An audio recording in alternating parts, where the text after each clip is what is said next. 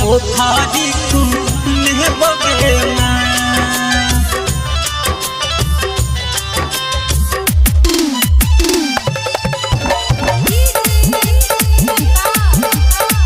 आप अभी सुन रहे हैं विराट म्यूजिक की शानदार प्रस्तुति।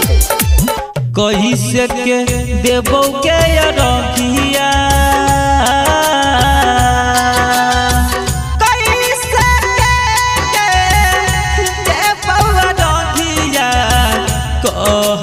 लोग झिझिया खेमा दही देना गोदी महला नहावा दही देना गोदी महला नहावा ननमा बीच पोखरी खुले बगेला कहीं से देवो के रखिया कहीं लोग झिझिया खेमा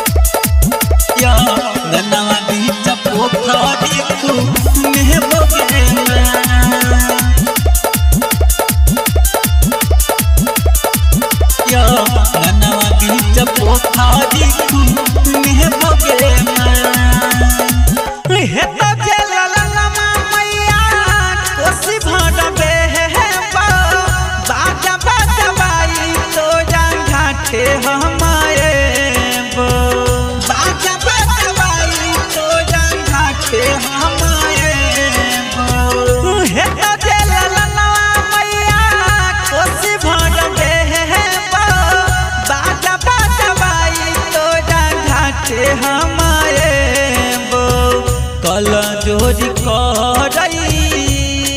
के छियो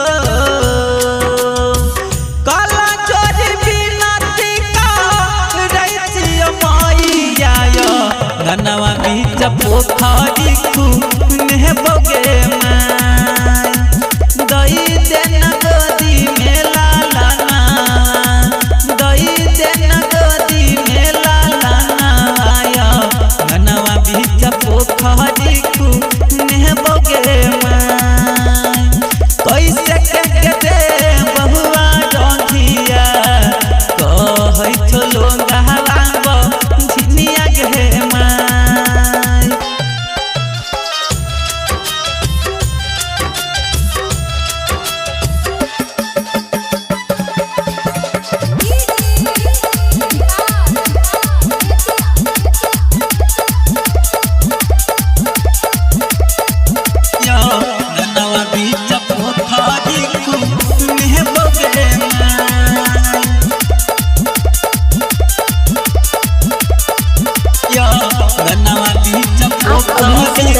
विराट म्यूजिक की शानदार प्रस्तुति।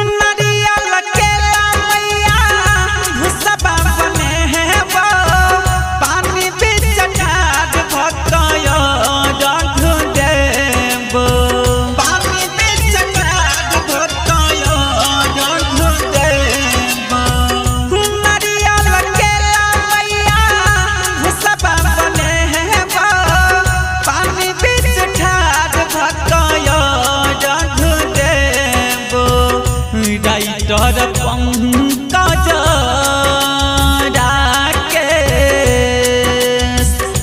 रंजन राजेश करै छौ तोहरी जाय